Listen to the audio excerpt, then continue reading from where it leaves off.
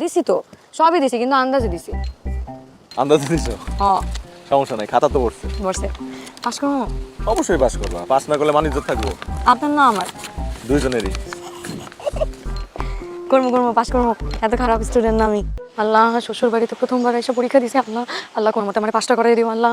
33 তো পাস। আল্লাহ, আমার তুমি 33 পয়েন্ট দিও আল্লাহ। শিউলি, রেজাল্ট কেমন হয়েছে? রেজাল্ট? আরে বাবা, রেজাল্টের কথা পরে, আগে মা, রেজাল্ট কি পাস করছি? আরে পাশের খবর পরে, আগে মিষ্টি খাও। করো আম্মা, শিউলি তো পাস করছে। উদা পাস করে নাই, এমন পাস করছে যে একটু লেগে এ প্লাস। অনেক খুশি হয়েছি। কি কস? তুই ফেল করছস? এটা কেমনে সম্ভব? আরে আমি তো তোর খাতা দেখে পরীক্ষা দিলাম। আমি পাস করলে তুই ফেল করছস কেমনে? আপনি কি এডমিট কার্ডে আমার রেজিস্ট্রেশন নাম্বার, রোল নাম্বার ঠিক মতন চেক করছিলেন? আমি মিলাই দেখছি।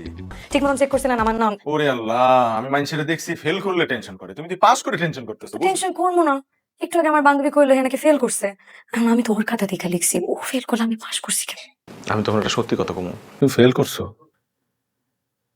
আমি যে একটু আগে কইলাম তুমি অল্পের লেগে এ প্লাস পাও নাই, ভুল। তুমি অল্পের লেগে পাশই করো নাই। উচ্চস্বরে কান্নাকাটি